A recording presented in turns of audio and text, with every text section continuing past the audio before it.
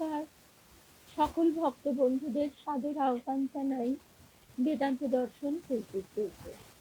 বেদান্ত দর্শন ফেসবুক পেজে আমরা এখন শনি মঙ্গলবার, তারপর একাদশী, পূর্ণিমা, অমাবস্যা তিথিতে এই যে বিশেষ অনুগ্রহণ শুনছি, আজকে মঙ্গলবার মায়ের কথা শুনি।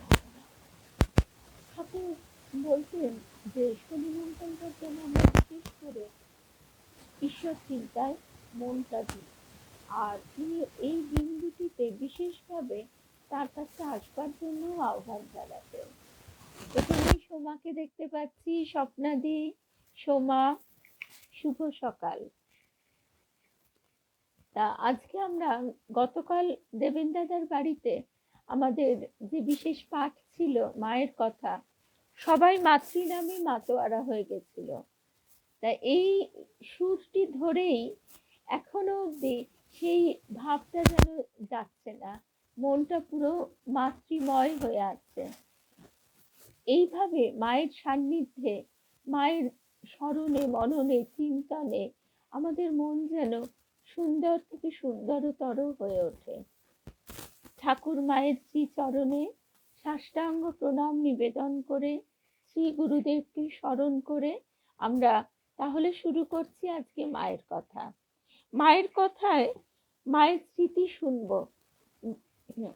মায়ের স্মৃতিতে সেখানে খুব তুচ্ছ ঘটনাও যেমন আছে, আবার তার মধ্যে দিয়ে মায়ের স্বরূপ প্রকাশিত হচ্ছে এমন কথাও আমরা শুনতে পাবো। নীলিমা চট্টোপাধ্যায় আরামবাগের একজন মানুষ। নীলিমা চট্টোপাধ্যায় আরামবাগে থাকতেন, সেই জন্য তার মায়ের পক্ষে মায়ের কাছে যাওয়াটা খুব সহজ হয়ে গিয়েছিল। একদিকে যেমন জয়রামবাটির সেই ভাব তরঙ্গ আরামবাগ অব্দি তখনই বিস্তৃত ছিল, এখন যেমন জগৎ ব্যাপী, তখন তো একটু একটু করে প্রকাশিত হচ্ছে। আর উদ্বোধনের বাড়িতেও দেখা হয়েছিল মায়ের সঙ্গে। তা সেই নীলিমা চট্টোপাধ্যায় বলছেন, আমার মা সুহাসিনী দেবী উদ্বোধনে শ্রী শ্রী মাকে দেখেছিলেন।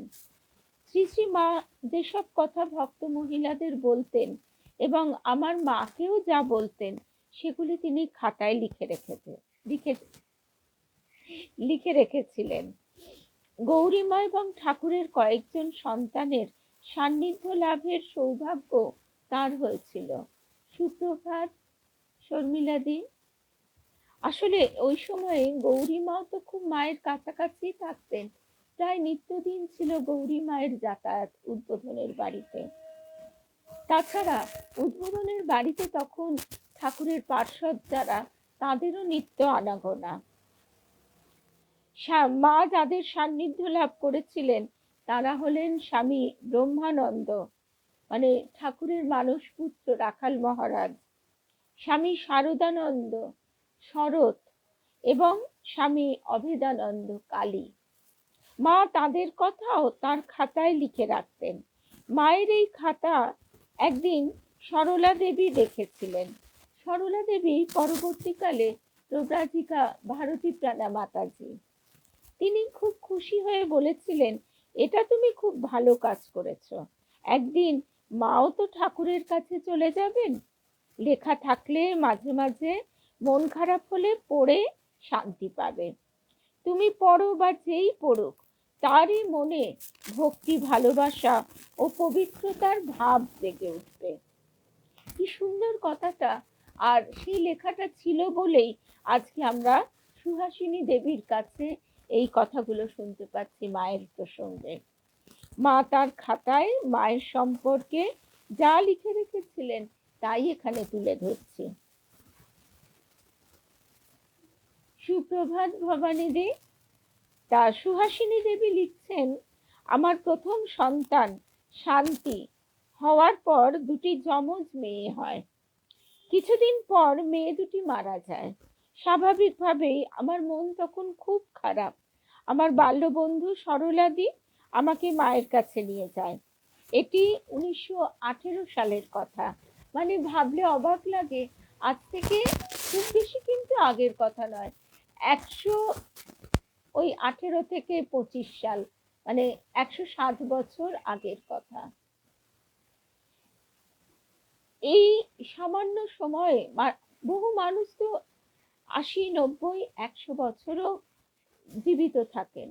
তাহলে এটাই ভাবতে আমাদের অবাক লাগে যে মায়ের আঁচলটি বুঝি আমরা হাত বাড়ালেই ধরে ফেলতে পারবো। সরলাদি তখন বোসপাড়া লেনে ভগিনী নিবেদিতার স্কুলে থাকতো। এই সরলাদি পরবর্তীকালের সারদা মঠের প্রথম অধ্যক্ষা প্রব্রাজিকা ভারতী প্রাণা। নিবেদিতা স্কুল থেকে সরলাদি এসে মায়ের সেবা করত। শুভ সকাল। মা তাকে খুব স্নেহ করতেন। সরলাদি আমাকে উদ্বোধনে নিয়ে যায়। তখন মায়ের বাড়ি এতটা বড় ছিল না। মা তখন দোতলায় তার ঘরে পূজা করছিলেন। বারান্দা থেকে মাকে দেখা যাচ্ছিল, কারণ তখন বারান্দাটি ছিল ছোট্ট এক ফালি। দেখলাম মা গভীর ধ্যানমগ্না। আমি ধ্যানরতা মাকে এবং সিংহাসনে ঠাকুরকে দেখছিলাম। মাকে সেই আমার প্রথম দর্শন। দেখে মনে হলো সত্যি মা যেন জগৎ জননী। দেখতে যে খুব সুন্দরী তা নয়, তবে কি এক জ্যোতি যেন তার সারা মুখে মাখানো। সেই মুখে অপূর্ব করুণার ভাব। কিছুক্ষণ পর মা চোখ মেলে ফুল নৈবেদ্য দিয়ে এক মনে ঠাকুরের পূজা করতে লাগলেন। অনেকক্ষণ পর ভোগ নিবেদন করে মা বারান্দায় এসে দাঁড়ালেন। সরলাদি এবং আমি মায়ের পায়ে মাথা রেখে প্রণাম করলাম। মা সরলাদিকে জিজ্ঞাসা করলেন, মেয়েটি কে? সরলাদি বললে, আমার ছোটবেলার বন্ধু, কাছেই থাকে। বলেই সে আমার বাবা মার পরিচয় দিল। তারপর বলল, কিছুদিন হলো ওর দুটি যমজ মেয়ে মারা গেছে, খুব মন খারাপ, তাই আপনার কাছে আনলাম। শ্রী শ্রী মা মমতা মাখা কণ্ঠে বললেন, আহা বাছারে। বলে আমার মাথায় হাত রেখে বললেন, বেশ তো, তুমি মাঝে মাঝে যখনই সময় পাবে আমার কাছে চলে এসো মা। মায়ের সেই স্নেহ স্পর্শে এবং মমতা মাখানো কথায় আমার শরীর মন যে কি হয়ে গেল তা আমি ভাষায় বোঝাতে পারবো না। কি স্নেহ ও করুণা মাখা সেই অপূর্ব দুটি চোখ, আর কি প্রাণ জুড়ানো সেই করস্পর্শ। মনে হলো যেন কত জন্ম জন্মান্তরের মা আমার তিনি। কত স্নেহ, কত মমতা, কত করুণা পূর্ণ কুম্ভের মতো বুকের মধ্যে নিয়ে বসে আছেন শুধু আমারই জন্য। মা গোলাপ মাকে বললেন আমাদের প্রসাদ দিতে। গোলাপ মা আমাদের ফল প্রসাদ দিলেন। মা বললেন, খাও মা, খাও। প্রসাদ খেয়ে হাতে হাতে মুখে জল দিয়ে ধুয়ে চরণামৃত খেও। আমরা তাই করে মায়ের ঘরে এসে বসলাম।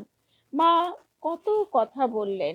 সরলাদি চুপি চুপি আমাকে বললে, এবার আমাদের যেতে হবে, নইলে মায়ের জল খাবার খেতে দেরি হয়ে যাবে। গোলাপ্পা বকাবকি করবেন। ইচ্ছে না থাকলেও তাই উঠতে হলো।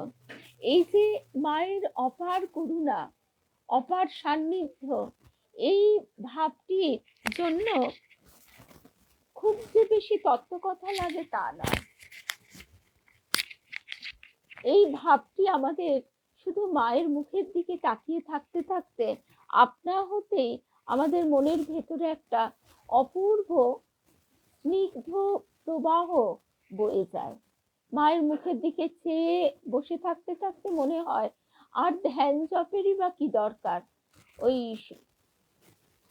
শুধু তুমি আর আমি, মাঝে কেহ নাই, কোনো বাধা নাই ভুবনে, শুধু মা আর আমি। এই ভাবটি যখন ক্রমশ মনের মধ্যে একটু একটু করে বিস্তার লাভ করে, তখন মনটা আপনি ডুবে যায়। এই যে স্নিগ্ধ সান্নিধ্য, সংসারের যত জ্বালা যন্ত্রণা, মানুষের দুর্ব্যবহার, অকথা কুকথা, এগুলো তো থাকেই। মানুষের অহংকারের ধাক্কা, কত কিছুই তো আমাদের বুকের মধ্যে ধাক্কা মারে, কিন্তু এই সব কিছুই ধুয়ে যায় শুধু মায়ের করুণা মাখানো মুখখানের দিকে তাকিয়ে থাকলে। কালকে যখন দেবেন দাদার বাড়িতে গান হচ্ছিল, রূপা, আমাদের রূপা গাঙ্গুলি, ও তো প্রথমেই যেটা বলছে যে সত্যি তো প্রফেশনাল গায়িকাও নয়, বা গানের সেরকম চর্চা করবারও সময় সুযোগ হয় না, কিন্তু মাকে ভালোবেসে মায়ের চরণে এই যে আকুল ভাবে সঙ্গীত নিবেদন, এইটি তো পূজা। এবং সেই মুহূর্তে আমাদের প্রত্যেকের ভেতরে সেই ভাবটি চারিয়ে গেছিল। সকলের মধ্যে এক অপূর্ব স্নিগ্ধ শান্তি। একদিকে ঠাকুর বসে আছেন, ঠাকুরের রূপটি ভারী সুন্দর। দেবেন দাদার বাড়িতে ঠাকুরকে সব সময় ভীষণ হাসি খুশি মুখটা লাগে দেখতে। আর এক পাশে বসে আছেন দেবেন দাদা, এবং ঠাকুর মা স্বামীজির ছবি তো আছেই। দেবেন দাদা ঠাকুরের যে পটটি পূজা করতেন, সেই পটটি ছিল হাতে আঁকা। আসলে ওই যেখানটিতে আমাদের পাঠ হয় এখন, সেখানে উঠোন ছিল। সেই উঠোনে হরিনাম সংকীর্তনে সব মাতোয়ারা হয়ে যেত। ওই এন্টালির জায়গাটিতে আজও অবধি সে তখন থেকেই বহু রকম মানুষের বাস, বিভিন্ন সম্প্রদায়, হিন্দু, মুসলমান, খ্রিস্টান, তারপরে গরিব বড়লোক, এক মিশ্র সংস্কৃতি সেখানে। সেখানে তাই একমাত্র যারাই তাকে ভালোবাসবে বা তিনি যাকে আকর্ষণ করবেন, তারা সেখানে উপস্থিত হবেই হবে। এই ভাবটি আমাদের সবাইকে এক সূত্রে বেঁধে নেয়। যেমন এই কদিন আগে ফতিমা চাচ্ছে, আমাদের পিয়ালিরই যে অনুষ্ঠানটিতে আমরা গিয়েছিলাম, সেখানেও এই যে ছোট ছোট বাচ্চাগুলিকে নিয়ে মায়ের জন্ম কথা নিয়ে ও যে সুন্দর একটি গীতি আলেখ্য নিবেদন করলো, সেই গীতি আলেখ্যতে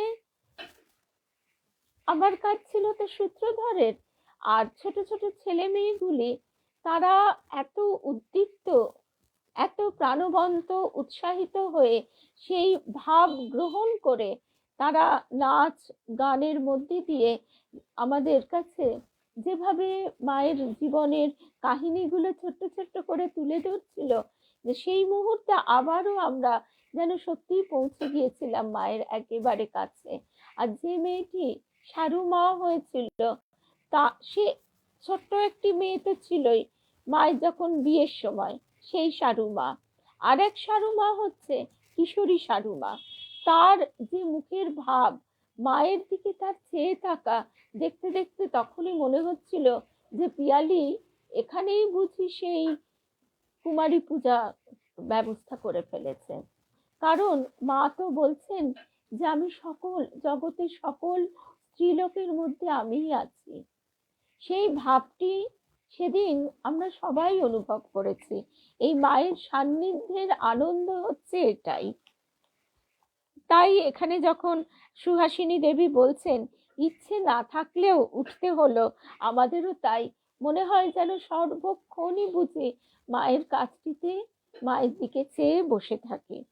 মাকে প্রণাম করতে মা দুহাত মাথায় দিয়ে বললেন, এসো মা, ঠাকুর তোমার মনে শান্তি দিন, আবার এসো। সদ্য সন্তান হারা মায়ের যে বেদনা, সে কথা তো বলার কোনো অপেক্ষাই রাখে না।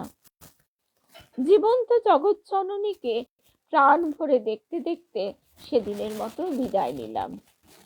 তারপর প্রায়ই যেতাম উদ্বোধনে মায়ের কাছে, কখনো সরলাদির সঙ্গে, কখনো আবার একাই, আবার কখনো সুধীরাদি কিংবা প্রফুল্ল মাসির সঙ্গে। যতক্ষণ মার কাছে থাকতাম খুব ভালো লাগতো। তারপর আমার ছেলে হরু হলো, তখন আমরা এখনকার নিবেদিতা লেনের বাড়িতে। হরুর বয়স ৩-৪ মাস হতে সরলাদি বলল, চলো মাকে তোমার ছেলে দেখিয়ে আনি। গেলাম। আমাকে দেখেই মা বললেন, এতদিন আসনি কেন গো? আমি হরুকে মায়ের পায়ের কাছে রেখে বললাম, এই যে মা, ছেলে হয়েছে বলে একে আপনার পায়ের ধুলো দিন। মা বললেন, আহা, বাছাকে আমার মাটিতে শোয়াচ্ছ কেন? দাও, আমার কোলে দাও। হরুকে কোলে নিয়ে মা বললেন, বাহ, বেশ ছেলে। হরুর মাথায় হাত বুলিয়ে মা আশীর্বাদ করছেন দেখে আমি একেবারে অভিভূত হয়ে গেলাম। কিছুক্ষণ পর মাকে প্রণাম করে ফিরে এলাম। মায়ের কাছ থেকে যখনই চলে আসতাম তখনই খুব মন খারাপ লাগতো। কি জানে আবার কবে কখন আসতে পারবো। আসার সময় মা মাথায় হাত দিয়ে চিবুক স্পর্শ করে আদর করতেন। মায়ের এই ছোঁয়াটুকু যেন সব সময় লেগেই থাকতো। এই ছোঁয়াটুকুই আমাদের মনে প্রাণে যেন সব সময় জড়িয়ে থাকে। আজকে ঠাকুরের ইচ্ছায় আমরা যে শনি মঙ্গলবারগুলিতে বিশেষভাবে এই অনুধ্যানের সুযোগ পাচ্ছি, সেটাই ভাবি যে এই সারাটা দিন যেন এই মায়ের পরশটুকু লেগে থাকে। মা ছিলেন অন্তর্যামিনী। রোজ ভাবতাম, আহা, এতদিন মার কাছে যাচ্ছি, কখনো একটু মায়ের পদসেবা করার ভাগ্য হলো না। একটা দিনও যদি মায়ের পায়ে একটু হাত বুলিয়ে দিতে পারতাম।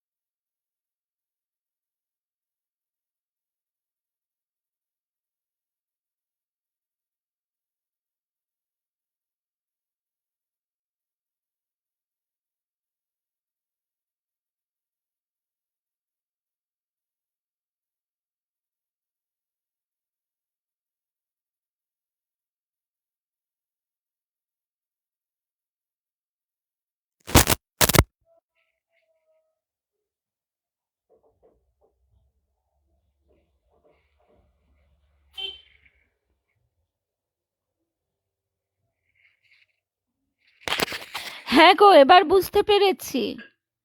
সাউন্ড নেই। এখনো কি নেই? এখন আছে কিনা একটু বলো, কারণ এটা তো কিসের জন্য এরকম হচ্ছে তো বুঝতে পারছি না। এক যদি লুজ কানেকশন হয়, এই তো সবাই বলছে। হ্যাঁ, সাউন্ড নেই দেখছি তো। এখনো নেই?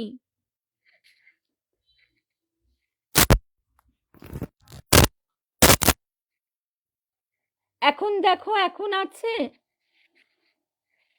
এখন কি সাউন্ড আছে সেটা একটু বলো। এখন আছে? এখন সাউন্ড আছে কিনা একটু বলো, তবে আমরা শুরু করি আবার। এখন কি কানেকশন ঠিক আছে? এইবার ঠিক আছে, এবার আসছে। আচ্ছা আচ্ছা, এখন আসছে, তাহলে আবার আমরা শুরু করি। হ্যাঁ, এবারে শোনা যাচ্ছে।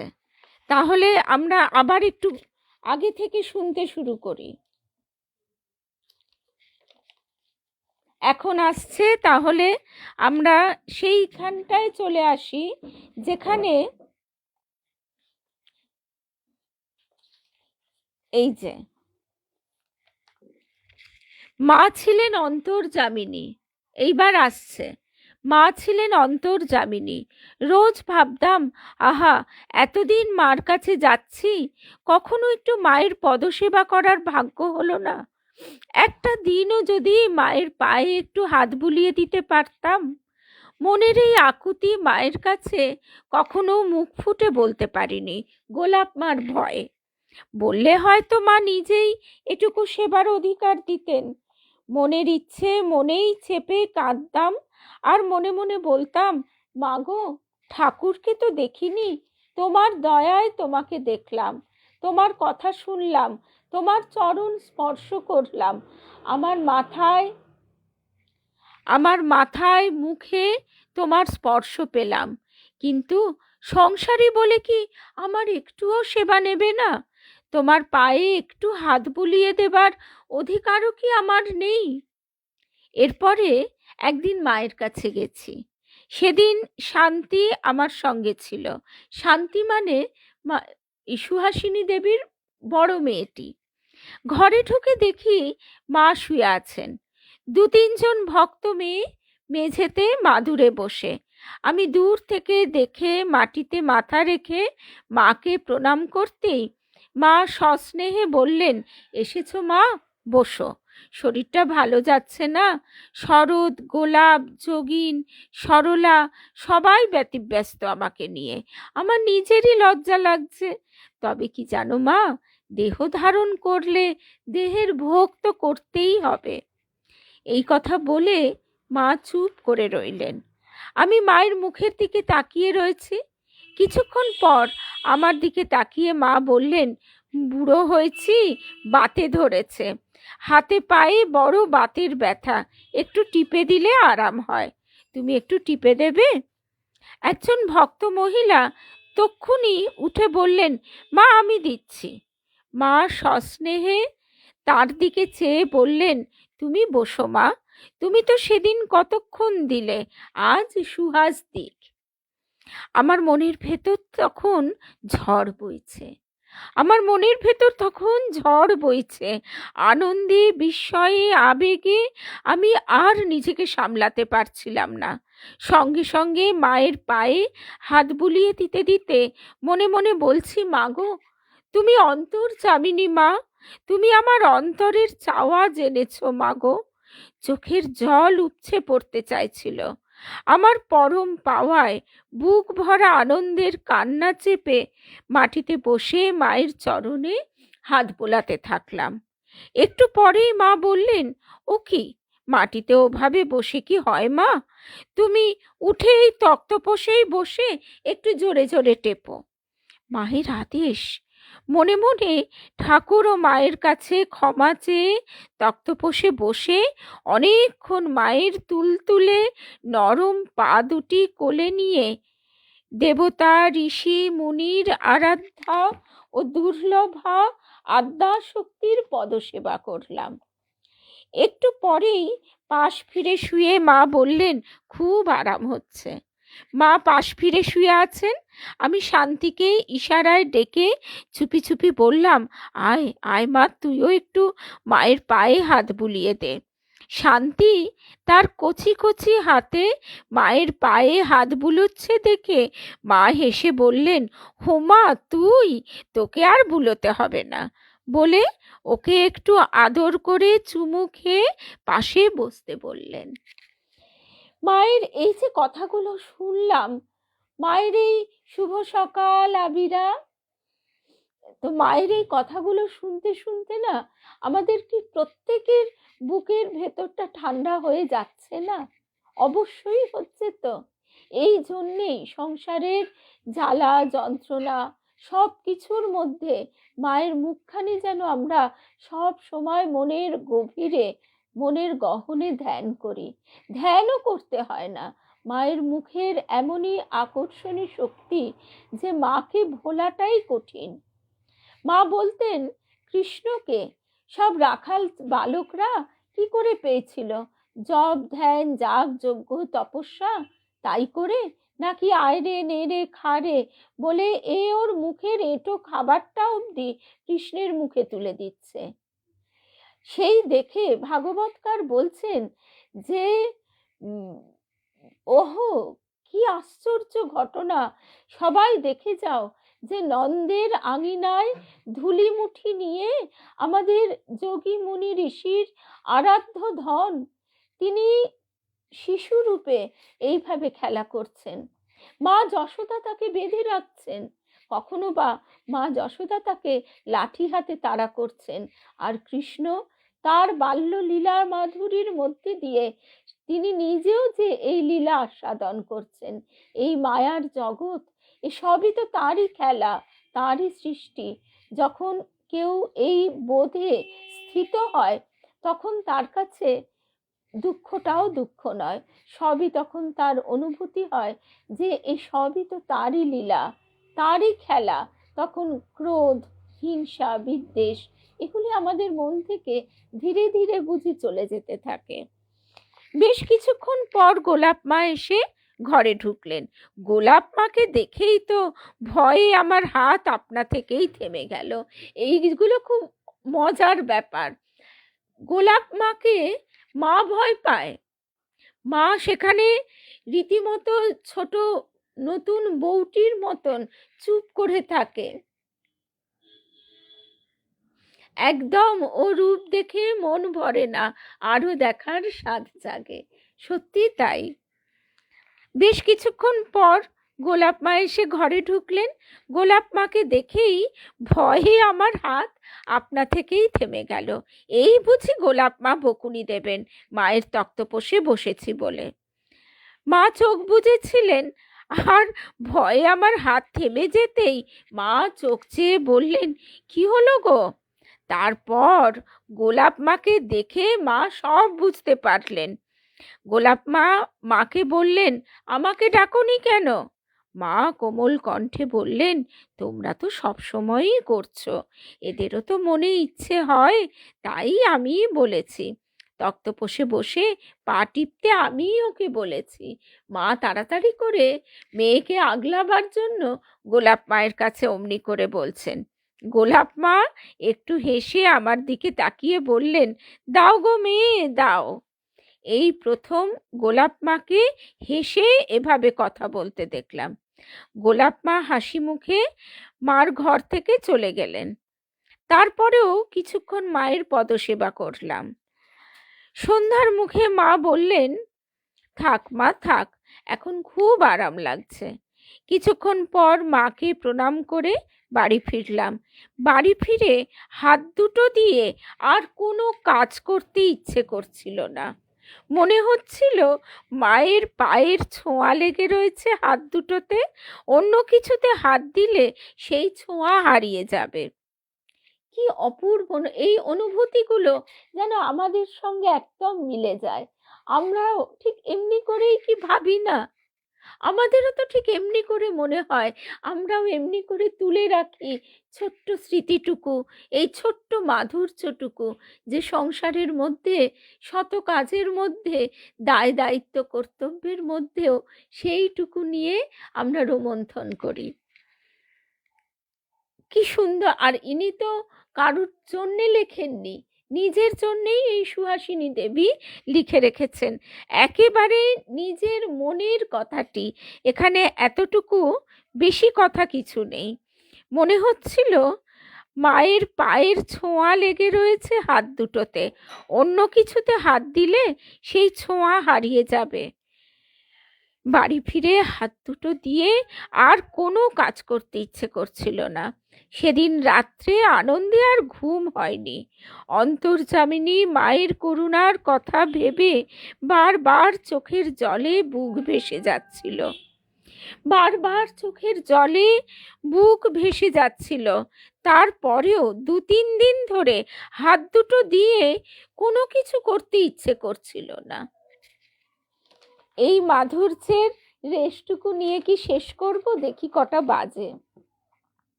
10:30। তা আর একটুখানি শুনিনি।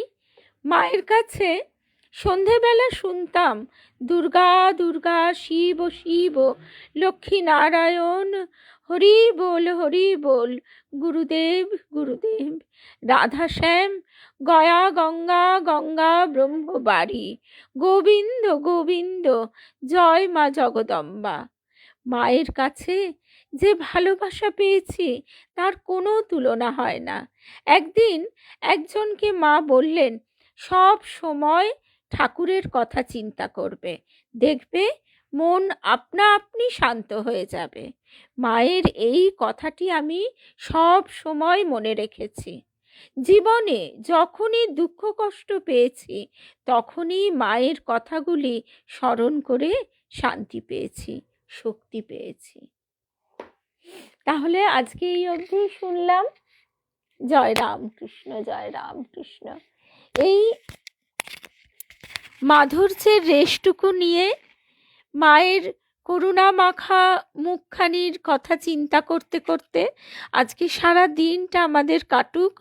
আবার আমাদের দেখা হবে এই বেদান্ত দর্শন ফেসবুক পেজেই 8:30টার সময়। আমরা রাজা রামকৃষ্ণ তার কথা শুনছিলাম। তিনি ভারত তো বটেই, তিনি বাংলার এক সাধক, মাতৃ সাধক। সেই তার কথা শুনব। রাজা রামকৃষ্ণ রায়, তার বহু গানও আছে, কালী কীর্তন যারা করেন বা শোনেন তারা জানবেন। তো আজকে আমরা তাহলে আপাতত বিদায় নিই। আবার দেখা হবে সন্ধে 8:30টায়। জয় রামকৃষ্ণ, জয় মা।